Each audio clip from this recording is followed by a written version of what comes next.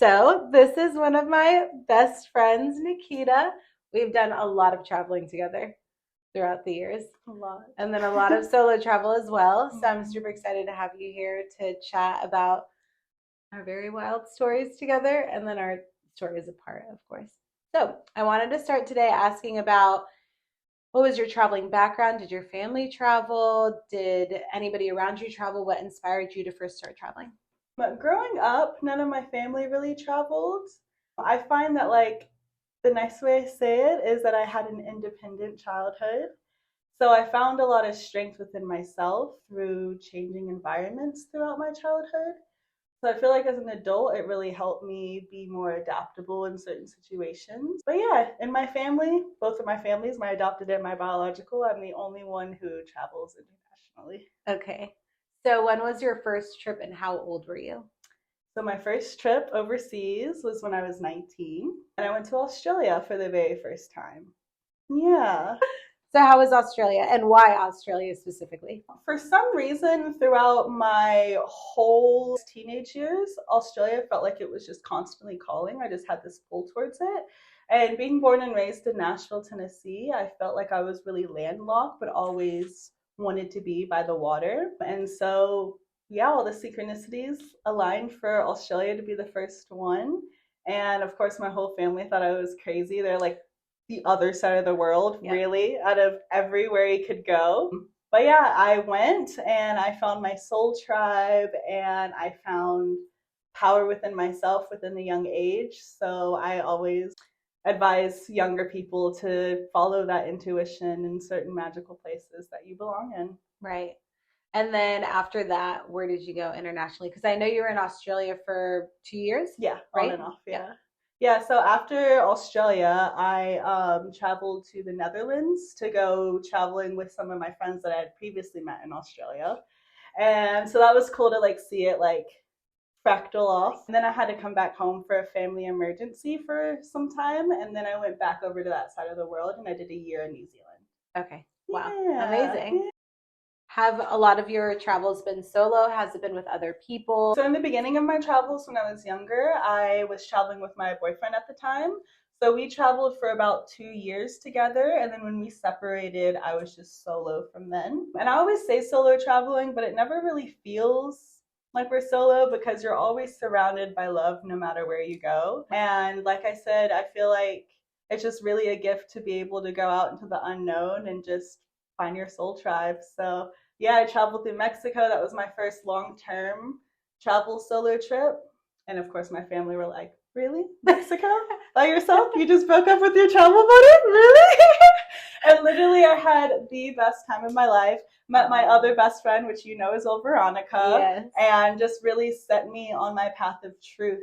Yeah, so it's been really, really amazing. And it's nice to pick up friends here and there, go on a little quick trip, and then it's really great, especially to like find people that you can travel with to like share experiences with, but also allow each other enough space on your own journey and process your own things, you know? Right. I think a lot of people don't understand traveling is not just the external, right? I think in my younger years, I spent a lot of time traveling externally to run away from some things that were happening at home. And with that being said, the further I traveled and the wider I traveled, the more I had to go inwards and face everything. And so it was quite an interesting mix of like, oh, I'm going to go travel because I want to just disappear. And then the more that I had to sit with myself and the more that I had those 8-hour bus rides and all these things, I had to face those inner demons or whatever you want to call them, you know? And so like you're talking about truth, and it is the reality that we do all this external travel, but meanwhile, we're also doing really heavy internal travel and having to face so many things. And I feel like in traveling, we're faced with so much, even if it's like a week-long trip, it's like bam, bam, bam, bam, bam. Constant stimulation. Honestly, and constant lessons. And it's things that flip and turn so quick, right? And I mean, we had quite a wild experience or two in Mexico, but we'll share that later on. I think about this a lot, is that as we travel and we see so many different countries and meet so many amazing people from all over the world, we also realize how small the world actually is. And that as a whole, we all want love. We all want community. We all want support. We need food. We need water. Like these are the basic necessities of humans. And beauty. Right. It's like my tattoo. Though we travel the world over to find the beautiful, we must carry it with us or we find it not. And how true is that? It's if I'm going to go seeking for beauty outside of myself, I'm never going to find it because I haven't found it within, you know? What safety precautions do you take as a woman traveler? And just a woman in general. And just a woman in general. Yeah. Well, you know me traveling. If we're going out, I love to wear my Doc Martens. Always get your boots. Facts. It ain't a party if I don't have my boots on. Right. True. So yeah, and just different things. Like if I go out like in a fun sense, I always make sure to at least have like a group of like local like hostel friends or somebody that I've at least met within the few days. I wouldn't necessarily go out to party by myself and like actually indulge in like the freedom of substances. But in general, like walking, I always carry pepper spray with me. I always carry a fanny pack. I don't like carrying purses. I never want to feel like prey. So I always walk like I'm an equal predator. Chest high, straight. I make a lot of eye contact, especially if people are following you. I will, let them walk by. And if they keep on being behind me, I'll stop and I'll turn and I'll acknowledge them instead of acting like prey. Scared, yeah, exactly. Showing fear. Yeah. I'd rather show my crazy side than somebody think I'm a prey, right? So just certain things like that, and only carrying certain amounts of money on you at a time. I always leave like my bank card at home if I have enough cash on me. I always take my credit card just because fraud and everything is okay with that. Try to like at least I always carry my like ID with me because like you don't necessarily always need your ID while traveling, but it's good identification in case you did lose something. But I always leave my passport at home or in a safe space. And even if I'm like in an Airbnb or a hostel, I still hide it within the space, away from all of my bags and all of my stuff. Because no matter what, take everything, just don't take my passport. Right. And to add on to that, I have started taking photocopies of my ID, of my passport, and then my cards, and just hiding it in different places. So that way, let's say something happens, and even if my passport doesn't get stolen, but I just lose it, then I at least have something that I can take to the embassy to be like, hey, I lost my passport. I need one like now, So yeah, those are good safety measures to have for sure. When you were traveling, did you mainly stay at hostels or hotels, Airbnbs? When I was younger, I definitely stayed at a lot of hostels, and I found hostels to be the most supportive, like community-wise, because you're a solo traveler and then everybody else is just as vulnerable as you are. And everybody's kind of in the same space of like open to new experiences and making friends. And it's also really good resource of knowledge because you're surrounded by people who have been to many places around the world, literally like especially in that place where you are. So a lot of the times they have information that you're never going to find online. Right. You're never going to find from a receptionist. Like it's like somebody who's walked the true path, Right. So hostels were a go-to for me for a while, especially as a like broke long-term traveler. I've worked a lot of hostels. I've changed a lot of beds. Yeah. Worked a lot of receptions, worked in the coffee shops, but it's always just a really great community. Because if you can find a place where you can work 2 hours a day to live, and then all your extra money is just fun money, experience money. But now growing up into my older age,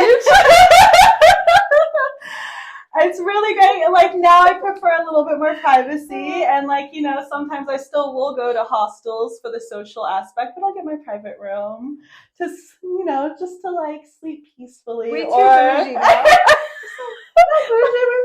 I have a bigger budget now. We also travel with suitcases now. I'm also a suitcase traveler now. Don't tell 19-year-old me. I was just talking to one of my friends I met her on my Europe trip. We traveled with each other for 3 months. She's Canadian. And she told me she is now traveling with a suitcase And she was like, in Europe, it's fine, small suitcase, whatever. She was like, Asia? No. That was my living hell. Mm-mm. She was like, also, my boyfriend's been carrying my bag around for me. I was like, must be fucking nice. I'm like, wow, I had a travel mule. Yeah. I know, like I still carry a backpack around, but if it's like a cruise ship or a week in one place, not moving around, then I will definitely take a suitcase. Yeah. Yeah. I'm going to be taxiing around. Yeah. Come to welcome carrying my shit on my back. Amazing. Yes. Yeah. And another thing I wanted to touch on is how spontaneous we have been on our trips and just throughout our lives in general. I think that is like the beauty of travel. You know, we were in Mexico, in February, and we had flights booked to Guatemala. Already booked, fully booked flight. Fully booked. No, we had flights going home from Guatemala. From Guatemala, yeah. And woke up, or was it the day before that we were like, it's too cold there. And it was like 75 degrees, right? We're like, but we don't want to climb mountains right now. Right. We just want to lay in the sun by the water. True, though. And then we just ended up, we paid for those flights, we took the hit, and then we went to Belize. And I dove the blue hole. Yes, you did. Yes. And you're a certified diver. Where did you get certified? So I got certified in my open water in Australia, and then I did my rescue and my dive master in Honduras. Nice. And then you were just in Honduras like a month ago? Yeah, like a month ago to do some scuba diving, and then I started my free diving course. Yes. Yeah. Amazing. Yeah. That's so exciting. What do you plan to do? Just kind of let go and connect with nature a little bit more freely. In the moment, I feel like free diving really puts you in this like sacred meditative space where like time is of the essence, but not really, but like really because your life depends on it. There's just something so sacred about being in an environment with like only your body as your main tool, you know? Right. Because at some point, like I love scuba diving, but I'm like, the sounds of the bubbles are scaring away the fish. You know, I'm scaring away the fish. Whereas like free diving, you can get really up close and with nature and as an equal, you know, not like some astronaut, you know? For sure. So do you think that since you've gotten certified, have you planned your trips around diving, or how have you planned your trips? Is it just like random?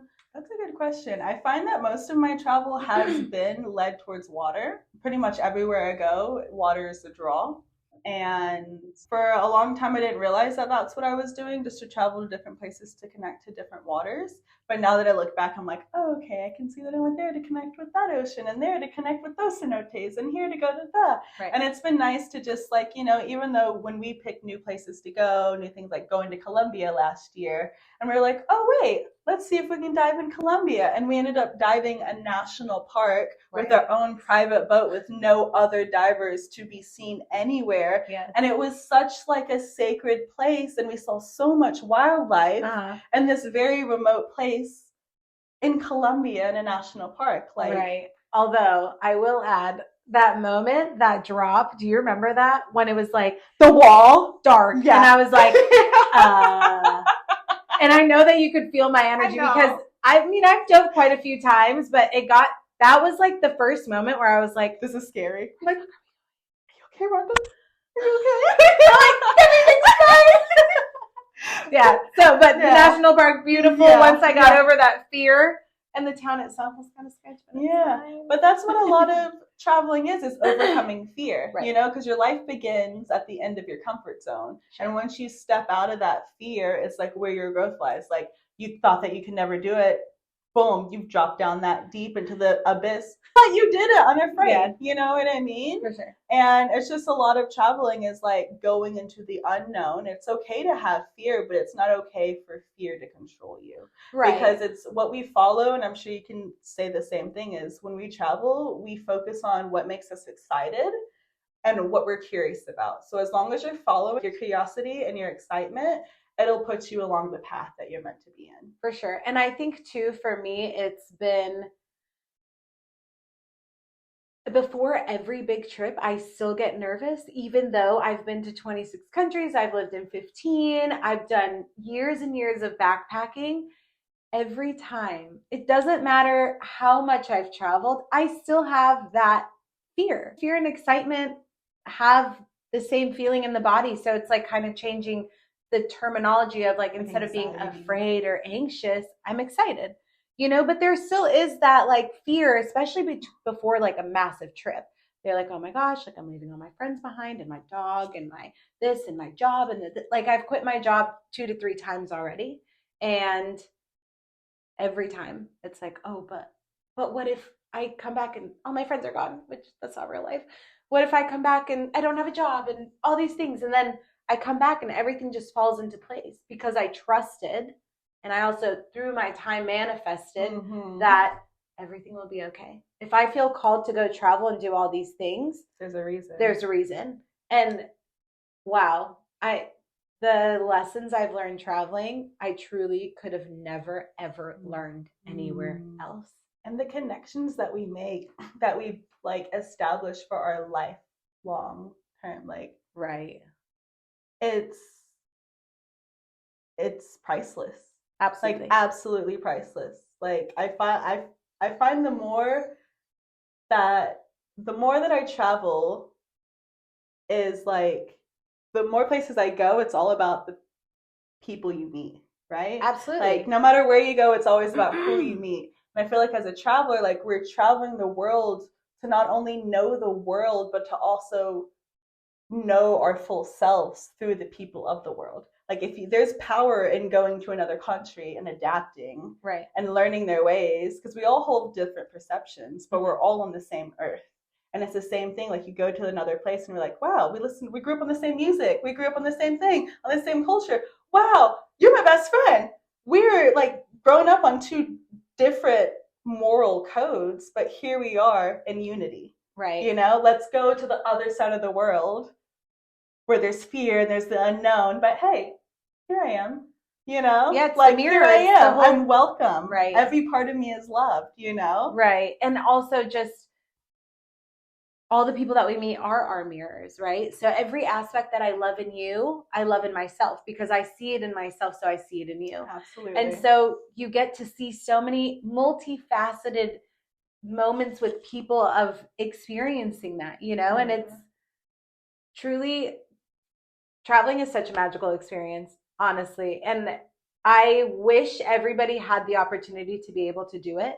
And if they do, I really hope that fear isn't what's stopping them. You know what I mean? Yeah. And I think mainly it comes down to like not only fear of the unknown, but also like the fear of lack, because a lot of people believe that like they can't afford it or they can't do it. And I mean, it's a lot of like, just comes down to self-discipline. It's like, okay, maybe I don't need these new pair of shoes right now. Maybe I should cook at home instead of going out to eat. Right. Maybe I should, like, all these small changes add up to, you're like, oh, wow, now I have a little bit of extra money so I can go and learn new experiences, And it's just like that fine balance of like, okay, what serves me now, but then what serves my highest, longest good.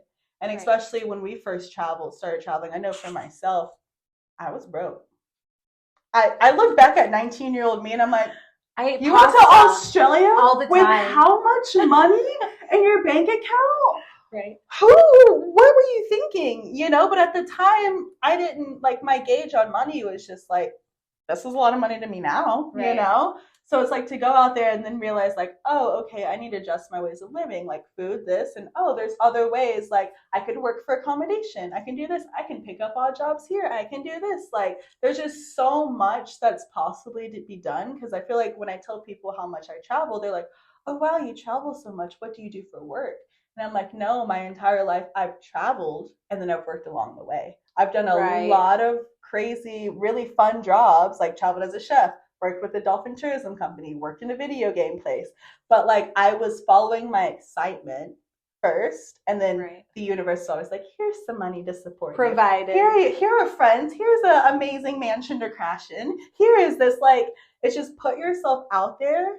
If you truly believe that you want to be out there, you need to be out there, and like Everything Spirit will pave the path for you. It's for sure. It's astonishing. Yeah, and it's also figuring out what's a priority. You know, Absolutely. For me, I worked for a year as a bartender and I saved up all my money and went and traveled for a full year. Mm-hmm. And people are like, oh my God, like how much did you spend? Da, da, da. Same like you. Like I worked at hostels and I was taking out boat trips in Montenegro and taking people cliff jumping and swimming through the caves and all these things. And like, wow, that even just like talking about it now, I'm like, oh man, I wish I was back there doing that. It's like, oh yeah, we did that. Honestly, and it's funny because my really good friend Ed, who is Australian, he came and worked with me in Montenegro, and I remember we'd wake up really hungover, and we had to pick which one of us was going to take the boat out.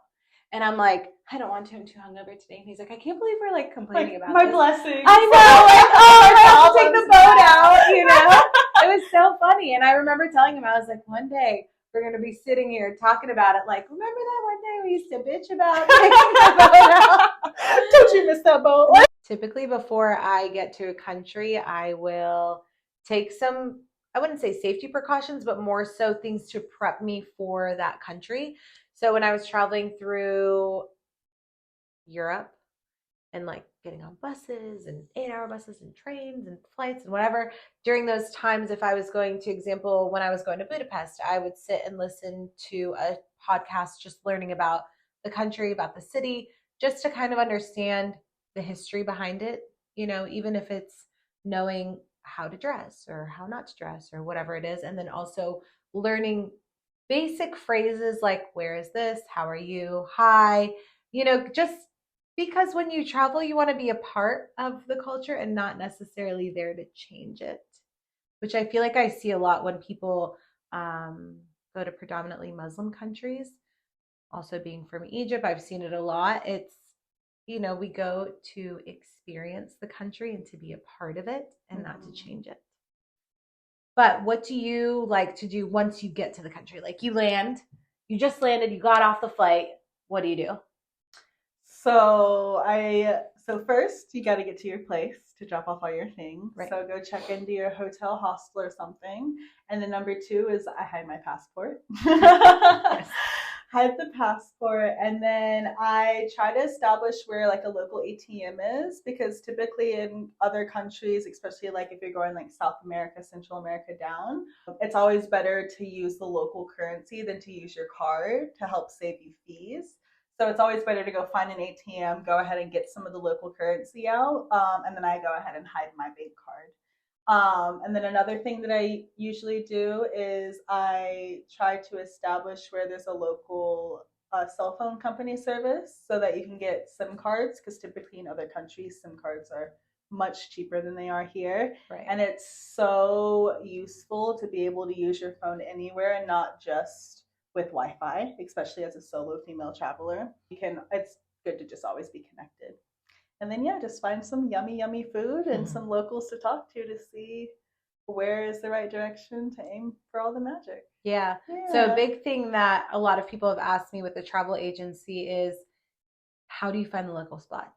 You know, for me, I like to communicate with people that work at the hostel, for example, if I'm staying in a hostel. Mm-hmm. I don't do that anymore. So yeah, just trying to talk to locals. But how would you find them? If you speak to a local, what are you asking for? How do you make sure the place is safe for tourists to go to? Because we do stand out, you know. Absolutely. So how do you go about finding local spots? Definitely ask. I'd preferably like to ask somebody like in my probably like peer range, especially as a tourist, asking somebody in your peer range, and then also like establishing if it's in the center or if it's quite far. So if it's quite far away from like where I am, that I'm not willing to like go out of my comfort zone, especially if they're kind of like, oh, let me take you there. I'm like, I'm okay, thank you. I always love to find like a little abuelita, like a little grandma, because they're all, I mean, we don't really tap into the wisdom that the older generations really have. So like to really like sit with them and ask them. They've lived there the whole life. They know where the best food is. Right. And then also when I see the place, I like to like, you know, kind of approach it, be mindful, see how many people are in there, see if it's like of all different cultures. Depending on the place that you are, it might just all be the same culture. But I mean, pretty much food places are quite safe. Just follow where your nose takes you. For sure. No, literally, Like literally just go around sniffing and smelling. You'll be drawn in. Because I mean, traveling to experience food is like it's a big part of people's cultures. Absolutely. Food, you know? Absolutely. Absolutely. And another thing that I used to do a lot in my younger years was I would go, and this was kind of in more westernized cultures. I don't know if I mean, I'd be open to do it anywhere. But like in Australia, New Zealand, if there was like a homeless person on the side of the road, I'd like sit there and talk to them for a while, you know, and then I'd take them out to lunch. And for some freaking way, they always knew the best spots. So I was like to like share a meal with somebody, and you know, they're like, okay, here's, you know, an opportunity to go on a date with somebody, to like sit and be heard. Okay, they'll take you to like, I've had some really magical experiences. Oh, wow. Way too. Yeah, that's great. Yeah. Connecting with the locals still too, right? Absolutely. Like even if it's not someone at some bougie hotel, like you're still connecting with the people that are there. Absolutely. Of all different forms, you know, of all different forms. And it's always been a really important thing for me to connect with the people who feel invisible in these places, because a lot of these places that we travel do have, I mean, a lot of the highly desirable places in the world are also third world countries. You know, so it's good to like remember the balance of things and also the reverence of the respect and the compassion with the two, you know, because this country is making a lot of money with all the tourists and the traveling and bringing in all different kinds of things, but it's over exploiting other people and pushing them out of their neighborhoods. Right. And like they're being overlooked, even though the country's being more abundant. And it's their country. And it's even happening here in Nashville, you know? Yeah. Like downtown is getting more money than ever, and they're literally they're pushing the homeless people out to not be seen by the tourists, you know? Right. So I always just, at least if I can't even give anything, I look at them and smile. Yeah. I at least look at them and smile. Right. Working downtown to seeing the amount of food that's being tossed. And I've had maybe a handful of people be like, oh, I'm just going to take this in a box and like give it to someone homeless. I'm like, that's amazing. Like, I love that that's your thought, you know, because that's my thought every time somebody leaves food, but I end up having to toss it because I'm in the middle of a shift or whatever it is. And it's amazing what you can do with your extra resources. It's like, you're not going to eat it. That's okay. You're going to go out and party on Broadway. Okay, awesome. But like, the amount of homeless people that you walk through or walk past that you can just hand some food over to, you know? One person's trash is another person's treasure, you know, and food definitely will change somebody's life, you know? Can save somebody. Give us the juiciest travel story. Oh, juicy. Let's see. What kind of juice? What's your definition of juicy? Whatever pops up in your head that you're like, this is my favorite story that I would love to share with everybody, because for whatever reason, whatever makes your soul sing. Well, I guess I'll tell this story because you're a part of it. I feel like that's only fair. Oh no. But it starts from the beginning, which you weren't a part of. Okay. So I think it was it the first time we went to Mexico together? It was like 2020, the end of 2020. Mm-hmm. Oh no. Yeah, okay, so anyways, the first time we went to Mexico together, we were like traveling over, ended up in Tulum, and then at the time, one of my friends from Australia, like 7 years before, yes. Dan the Man. Yes. So Dan the Man found me off of Tinder at the time, which you like never even used. Which I never even used, didn't even know it was active. So he just found my location that I was in Tulum, and he was like, "Oh my God, Nikkita, you're here. Let's get together." And I was like, "Dan the Man with the crap." So we connect, and then we also went there around Halloween time, Dia de los Muertos. And so that night, I think we all went out and did something, but then the crew was kind of ready to go to sleep quite early. So, and Dan was like, there's a jungle party in the middle of nowhere. I got to collect Tebow to take us. I was like, where are we going? He's like, I don't know, but it's 2 a.m. Let's go. And I was like, you know what? Mind you, go ahead. We had been partying all day. Because we went to Tequio on the beach in Tulum. No. Was that not the same night? No. It's my story, Ron. It's our story. This is how my story began. I was supposed to be there. You were supposed to be there, but you're tired ass. I was tired. You're right. I'm sleepy. I was selectively tired traveling, having I'm sleepy. Anyways, so hopped in the van with Dan the man to go out in the middle of nowhere jungle, and then it was an amazing jungle party. Ended up running into quite a few of my friends there, Manny and them, and Nima, and then they were spinning fire, and I walked up and they're like, oh my god, do you want to spin? And I'm like, I actually know how to spin. So I like walked up to this jungle party, started spinning fire, had the best night till too early in the morning, walked back to the room. We were supposed to go to Bacalar that day. Yes. And then our car rental battery was dead. So I got back at like 8, 9 in the morning, wrecked. You guys are like, good morning. I'm like, no. Good night. Good night. And you're like, I guess you're not going to Bacalar today. And I'm like, I don't think so. And then I like knocked out for a couple hours. And I remember being like, I'm not talking to anybody today. I'm so dead. And then you woke me up and go, Nick, I got you some nature stuff. There's a beach party and we fixed the car. Are you ready to go? And I was like, you know what? I'm gonna go for that. I'm ready. Let's go. Beach party. You got me some. Okay, let's go. So then we end up going to Techio, and that's where this story begins. So it was it was the same day as that jungle party.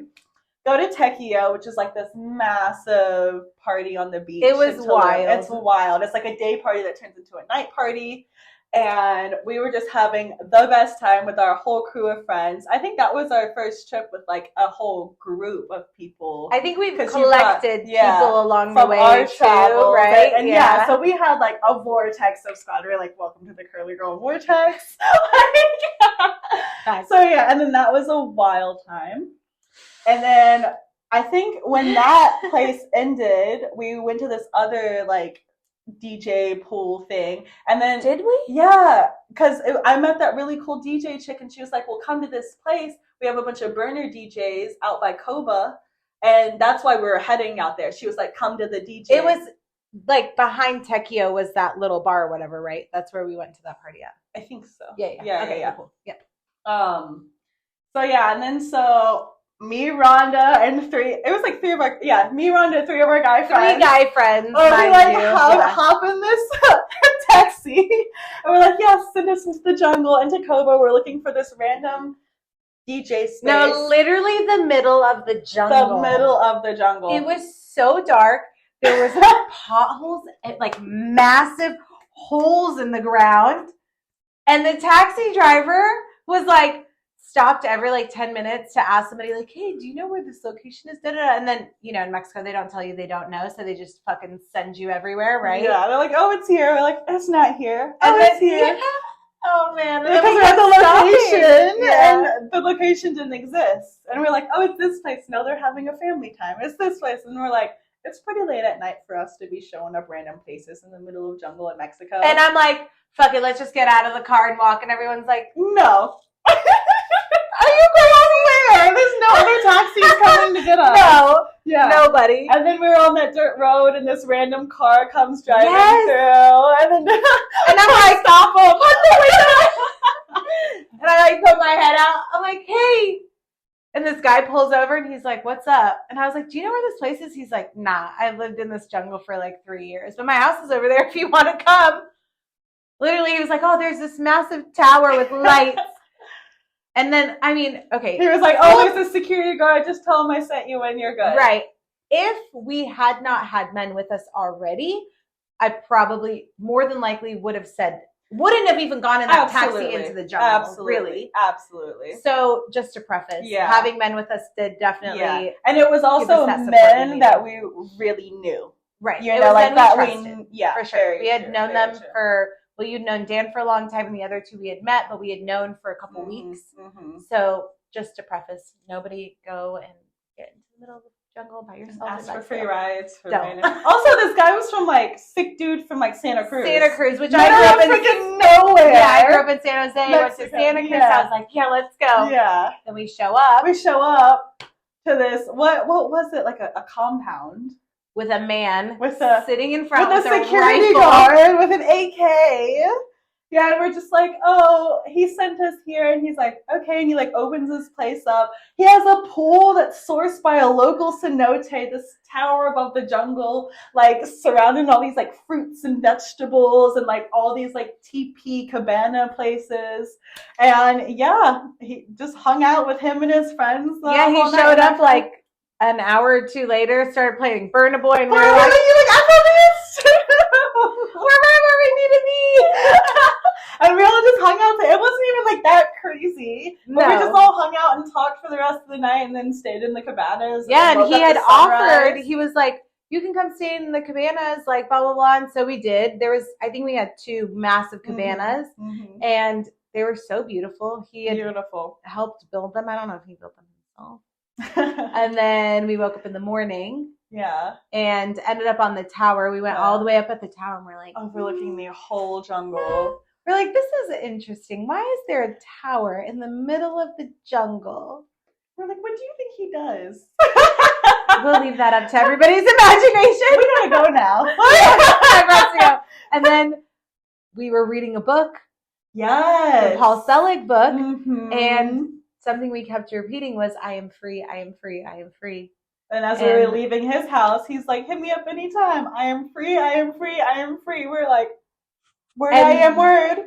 That was the moment that I think both of us were like, whoa. It was wild. And right after that too, because the night before we were talking about Kosada, the Egyptian song, and then he said, I'm free, I'm free. We got into the taxi, and then they played Big Pimpin'. Which came from Kosada. Yeah. So, alignment. Everything in that night was so aligned, and then leaving the way that we did with the book that we had read and then the songs we had shared. And okay, we were wrecked after, but it was totally fucking worth it. It was so worth it. And just to like have that whole experience, like divinely protected no matter what, but also being on guard and being aware, but also having fun and enjoying excitement, you know what I mean? And like it was like a scavenger hunt. We're like, okay, where's this party? Okay, we're not gonna like imagine if we didn't cross paths with him. You know, I know how different our trip would have been. Yeah. Or like even that night, like would we just got lost in the jungle, would we have turned around, you know? Right. And that's the thing too I want to touch with is safety. It's like so many people as an agency owner come up to me and they're like, I heard this place is unsafe. And yeah, I mean, there are places that you have to be more cautious of going to. And also, I can't guarantee your safety. I can't even guarantee my own safety. I can guarantee that I'm going to take the precautions to keep myself more safe. For example, I go to a new place, I'm at a hostel or I'm at a hotel, and I ask, hey, is it safe for me to walk at night? I'm not talking about 3 a.m. I'm talking about 10 p.m. when it's dark. Is it safe for me to walk alone by myself? Yes, no. Like knowing these guidelines. And the reality of it too is that if you're going to walk into a space knowing or feeling that it is unsafe, that's exactly the experience you're going to have. I understand that like the media always portrays like, for example, there's a bunch of stuff happening in Mexico right now. So a friend and I were talking and she's like, do you think it's safe? I'm like, well, I mean, US is really not that safe. No, and that's the thing. A lot of people are like, oh, you solo travel to these third world countries. You must be so unsafe. And it's like, sometimes I feel more in danger in my own country. I have hitchhiked in Australia, New Zealand. I've even hitchhiked in Mexico with friends. Yeah. Not with carrying all my stuff. You know, but I would never do that here. You know, never. Yeah. And that's the thing is we don't realize how much we're so fearful of the rest of the world because of how much fear we all live in here. We live in we live with so much freedom and safety and comfort, but we live in an age of fear. Right. You're still afraid of that comfort. You're still afraid of that safety. You're still afraid of that freedom. Right. You know, so it's like, it's only natural if internally you feel unsafe at home, then you're going to externally feel unsafe. Especially, you know, with a certain type of demographics that Americans have, because you do stick out a lot more in these other countries. Sure. Which is very unfamiliar for them to feel for the first time in their life. Yep. You know, to actually be a minority instead of the majority. Right. I will say though, we are pretty lucky because we just kind of melt into a lot of places. Some places not. For me, Asia, Asia, not Asia. definitely not Asia. Definitely not Asia. I remember being called noodle hair in Asia. Yeah, I love being called noodle hair. They like put their hand on me. It's like, hey, noodle hair. I'm like, please stop. Right. I'm not gonna turn around and like want to hang out with you because you called me noodle hair. Noodle me?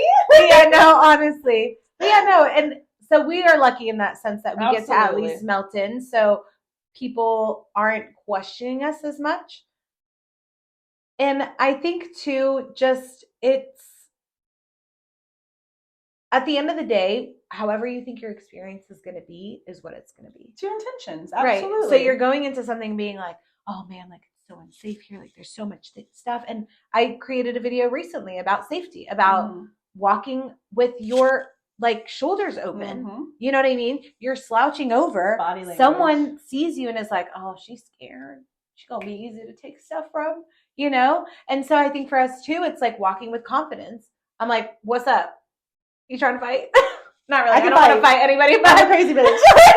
You don't want to fight me, I'll bite you. we did almost have to fight our taxi driver in Belize. We almost had to knock him out. That is true. I had my pepper spray in my hand. I was ready. You did? I was like, I'll knock him out if I have to. We're like, sir, there's 3 of us. And one of you. Although, that's a whole other experience. That's a podcast in itself. Yeah. But back to the being afraid of traveling, I found that like in Australia in the States was like a really good example for me because so many people are afraid to go travel Australia because they're like, the animals, they're dangerous, everything's poisonous, venomous, everything will kill you.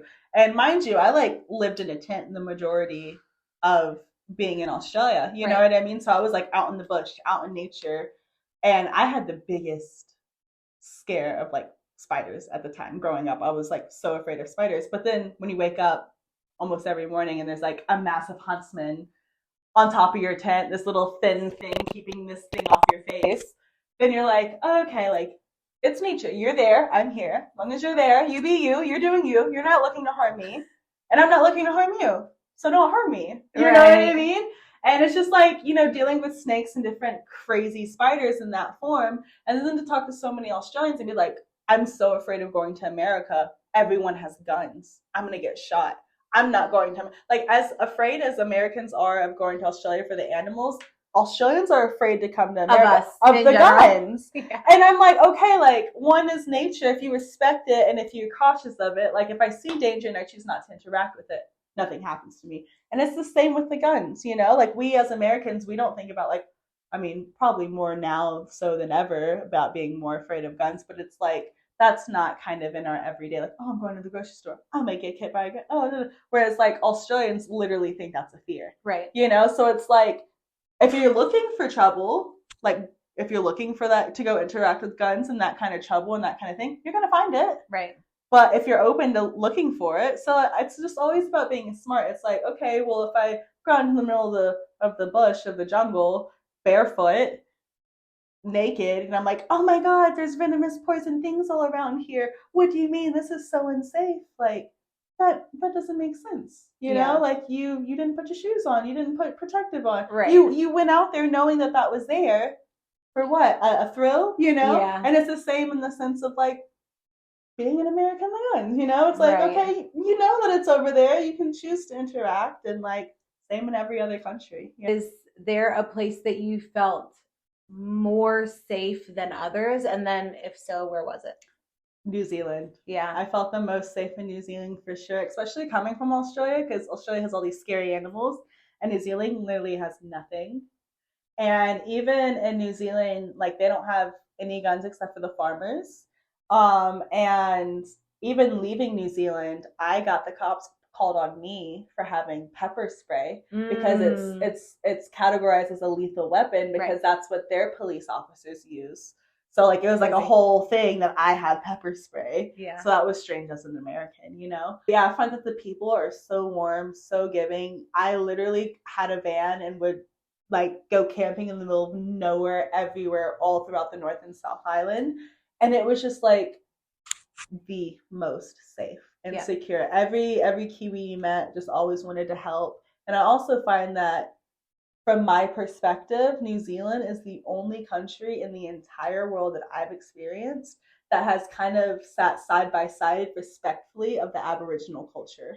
Because like the Right. Maori people, they were never conquered. They grew together as society. So it's really beautiful to see like the whiter people in New Zealand be like kia ora tahua and like speak more Maori words because they grew together, you Right. know, which is much drastic than our history or Australia's history. Australia, Like, for sure, for sure. I would say for me, I guess really most of Europe for me felt pretty safe.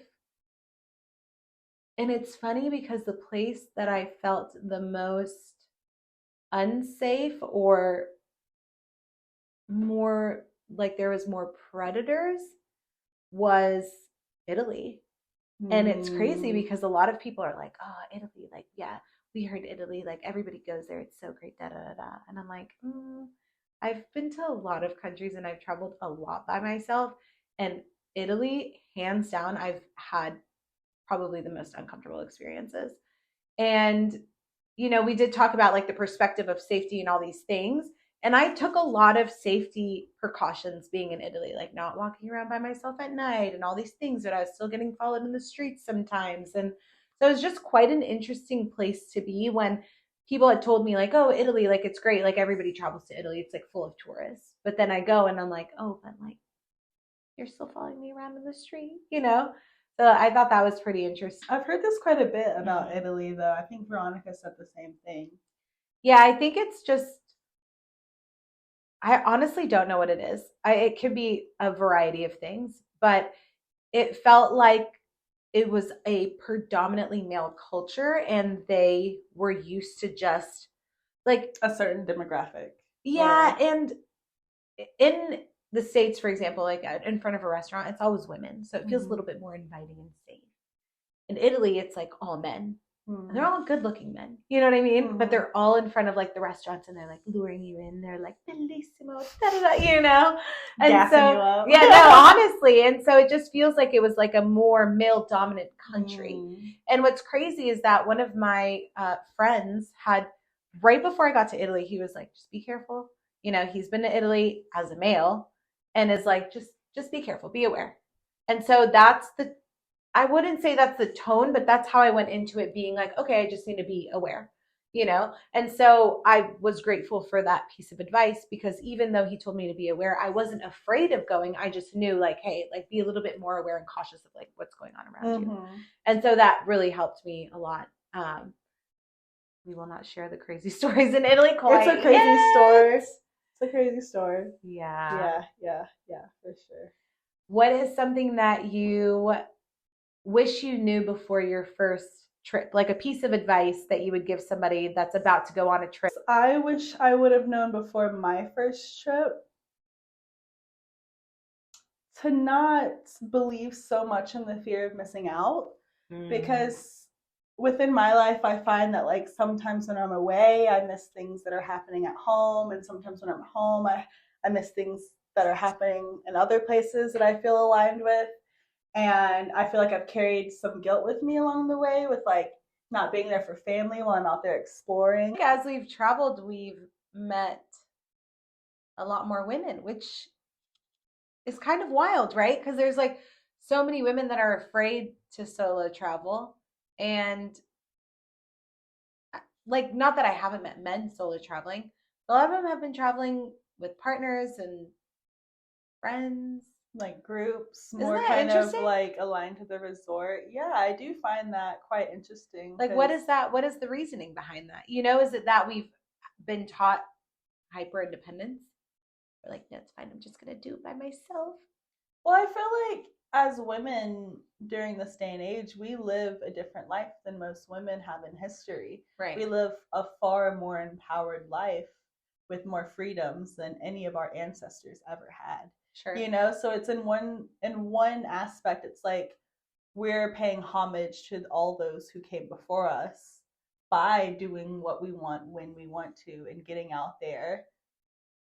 Because 100 years ago, a woman couldn't go to Colombia and go solo traveling and have the best time. and then come back and tell the stories of it, you know? And like, yeah, literally make it back. Whereas like men have been able to do this for eternity. So maybe the reason why we see more solo females is because, let alone that's who we are, so maybe that's what we attract. But also like women are embracing their freedom for the first time in like human history and taking that freedom wherever they may go. Because I feel like, and I'm sure you can feel the same, as we travel to these third world countries, we see a bunch of women who are treated very poorly and not with the same respect or the same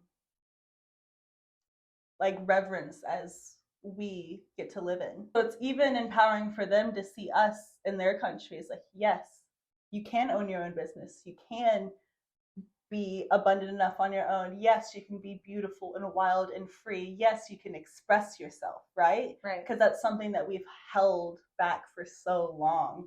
And being able to be an empowered woman, go to these countries, help show them how they can be just as empowered, you know? Right. But it is very interesting how we meet much more solo women. Even though men, like, I feel like, and it's nobody's fault because we don't understand how men have to move through this world, but sometimes it's really hard for men to comprehend how women have to move differently through this world. 1000%. Which is why the aspect of traveling, when you meet a lot of men and you're like, I'm a solo female, they don't really, like traveler, like they don't understand all that comes with it, you know? Oh, totally. Like I was talking to, I have a couple guy friends who have gone through India and they've taken motorbikes for 6 months and like did the thing all by themselves and all this stuff. And I'm like, wow, that sounds amazing. But I could never do that. You know, like I have to move differently. I can't just show up in this small village as a woman being like, hi, please take me in. You know, it just doesn't work that way. And I also feel like India is quite very different. Yeah, I call it the good, bad, and the ugly of traveling because it can be really, really amazing. And like the culture and the people and the like yoga and the religions and just the foods, like literally everything about India is so heightened and powerful. And those men stairs, those are powerful too, you know? And so it's just quite like, you know, to speak to men and be like, wow, like that sounds like such an amazing experience, but I couldn't do that. And that's okay. I've gotten to the point now in my life that I've accepted the fact that there just are things that I shouldn't do. And I wouldn't say it's necessarily fear-based. It's just knowing like, hey, like you probably shouldn't do that. And it's like just not chasing somebody else's experience, right? Absolutely. Because you went to India, you had your own experience, and it was very aligned for you. Right. Safely, but also with a lot of fun, you know? Sure. Whereas like, okay, that experience was like amazing for him and it served him on his path. And like, yeah, he couldn't do the same thing, but also he couldn't do the same thing as you did. Totally. I mean, my experience in India was vastly different. And I got really lucky because I went and did my yoga teacher training for a month and like got to really settle into like my yogic practice and meditation and the powerful feelings of just being in Rishikesh in general, which I feel like everybody that goes to Rishikesh can say the same thing, that it's just like a heavily spiritual, powerful place, you know? But yeah, our travel experiences are just vastly different. And I was having this conversation with a man, one of my friends, and he was like telling me about some place he traveled and I'm like, wow, that sounds amazing. My experience was vastly different. Like, really? That's kind of shocking. I'm like, is it? It's not that shocking, you know? And it's kind of like a reality check too for men to be like, oh, wow, you actually have to really move differently through the world. You know, I go out in public and I wouldn't say I'm on edge. I'm just constantly making sure that I'm like watching my surroundings because you just never know, you know, and especially for us, like we go out together, we go out in groups of women and we end up being seen, heavily seen. And in being seen, there's all this light being shined. And so we kind of stand out. And then there has to be that also protective aspect of each other of being like, hey, you're making me uncomfortable. You're making my friends uncomfortable. Please go away. Just because there's a bunch of women hanging out with each other doesn't mean that we want your attention. In dark places, light attracts moths. And I don't got mothballs. Unfortunately. Sure don't. I should be carrying those things in my no purse. space. We have no space for No you space. or the mothballs. Yeah. Yeah, I think, again, traveling has taught us so many lessons. I know that you have a lot of crazy stories. Yeah. It's like, yeah. And we've had a lot of crazy stories. Also in a tent fire in Australia. Woke up with my tent on fire. That was quite crazy. Like, had a lot of near-death experiences, that's for sure. Which has always shown us how divinely protected we are. Right. Yeah. I mean, I've gotten in multiple motorbike accidents, and that has been a true foundation shaker, because the first accident it was in the Philippines. It was a minor accident, but still an accident nonetheless. I was like so shaken up from it. And then, I was like, I'm going to get on a motorbike again after this, because I don't want to let my fear like run me into the ground of like not getting on again. And I drove one again in the Philippines in another island. Was it? No, actually it was Indonesia. And that's when I got in like a big motorbike accident, like just like still scars right here. My knee was like tore open. But this story goes to show, and it's, we were in the middle of nowhere. We were like an hour outside of the town that we needed to be in. And I was with a bunch of friends. I hit gravel, just ate it. Just full, like my whole arm right here was trying to help us. Road rash, yeah. And my knee was tore open, and a local, we were literally in the middle of nowhere. The odds that we were like, this tiny little hut was right there. This local comes, and he like gets me up off the ground, and him and his wife get like a warm ride, and they're like cleaning my scars and all this stuff. And I'm sitting there in the moment in excruciating pain, and also being like, wow. You know what I mean? Like, you don't even know me, and you're fully taking care of me. And then after that, I couldn't drive my motorbike back. I was like, there's no fucking way that I'm getting back on this motorbike and driving it into town. And one of their friends, they called, he came and he got me and took me back on the motorbike an hour into town. And then he was like, hey, just stand out here. My friend is a doctor. If you go inside, you're going to have to pay like an insane amount of money because you're like in the building. But he'll come outside and check your scars to check your cuts. So this full doctor comes outside. He's like, hey, like, how are you feeling? And I was like, I'm okay. Like, everything hurts. And he like checked my knees, because like they were like gashes. Like you could see the fat coming out of my knee. Like that's how deep it was. And he was like, I mean, we could put stitches, but like your knee's gonna keep like opening and closing, so like you don't want to do that. So he was like, just clean it out, everything will be okay. And just, in the midst of like all this pain and agony and like fear of like, am I ever gonna be able to get on a motorbike again after this accident? And also realizing the community and the support of people that have never met me once in their whole life, didn't want anything from me. They just wanted to support me. And that was so truly magical. And I actually stay in contact with one of the guys still. And he's like, hey, when are you coming back to Indonesia? I'm like, I'm not sure yet, but I'll let you know, And he's like a tour guide and stuff. And it's just wild. Like that whole, because even that same day, this was like right before I left for India, I had booked my yoga teacher training. So I was like, I'm going to go do yoga teacher training, my 200 hour with my knee like this. I don't know. Ooh. Yeah. But I stuck it out, and at the end of the day, for me, the yoga teacher training was an experience of how to modify. How do you modify your practice for you? It is your practice at the end of the day. And so that was a massive lesson I learned too, that like, this is my practice. I get to do with it what I want, what feels good to me. And not being able to like be on my forearms or be on my knee or bend my knee too much or all these things made me realize like, A, how lucky I am to have a body that moves and does all these things, and B, how this is my practice. I get to do with it what I want.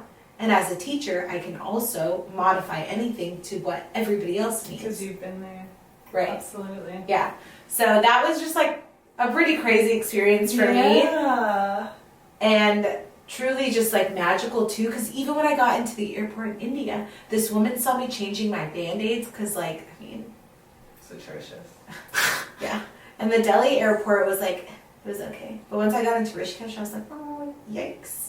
You know, like squatty potties and all these things. Like, been there, done that. I know. But when you have open wounds on your legs and arms, this woman that was working in the bathroom saw me changing my my like tape or whatever, and she like helped clean it out. So like in the midst of all this stuff happening, it was like all these people were like willing to come just help.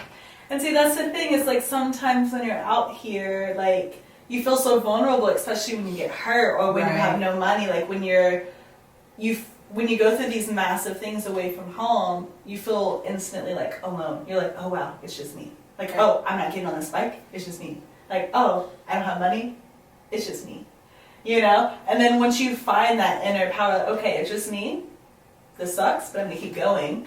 And then it's like, wow, love everywhere. Everybody is just like there to help you because you've helped yourself internally so much to pick yourself up to keep going, that it's like the universe sends you all of these like divine loving hands to help you along the way. Right, you're also open to receiving. Absolutely. At your most vulnerable state, yep, you are open to receiving. Yeah, it's like, I'm open to receiving help, I'm open to receiving this. It's like, I am open, and these people see that I am, that I'm surrendered and that I'm open. And even if they don't see it consciously, subconsciously they can feel that. You know, and so they're like, oh, let me go help this person. She's wounded, or she doesn't have money, or whatever it is. It's because our energy, our frequency changes in those moments. You know, and they get like the feel of the call to action. Right, you know? Right, and we feel that way doing things throughout our lives too. You know, to other people, and because we felt that connection from others and that giving from others, we in turn do the same. And in the same breath, it's like, you know, we ask ourselves, like, how do we receive more? But it's like what we should really be asking ourselves is, how can I give more? That way you know, receive. Right. Because I was at a festival and we had, it was like an exercise that we did. And it was me, and 2 other people. Yeah, it was 3 to 4 people per group. And it was random people I didn't know. And one person stood in the middle, and then the other 3 walked around whispering random affirmations in their ear, like, you are beautiful, you are loved, you are accepted, blah, blah, blah, whatever it was. And you didn't know the person, but it was things that you wanted to hear, you know? And the person had their eyes closed, and they just kept hearing these other things from people, and you would switch. And at the end, as when we're done, like, whispering in these people's ears and getting our ears whispered in, she says, isn't it so beautiful that the giving of the compliments feels just as good as the receiving? And it clicked, and I was like, oh wow, that's so true. You know, like the days where I'm feeling down, I'll go out and I'll just be like, oh, I really love your top, or like, that's really beautiful, or just even saying those things makes me feel better. You know? And it doesn't have to always be about me in the sense of like, oh, somebody give me compliments. It's like, no, I'm going to give it to somebody else, because it's like, it makes me feel just as good to say it as it is to receive it. It's like appreciation. You want to appreciate, and you want to be appreciated. That's a good ending. We obviously got it in.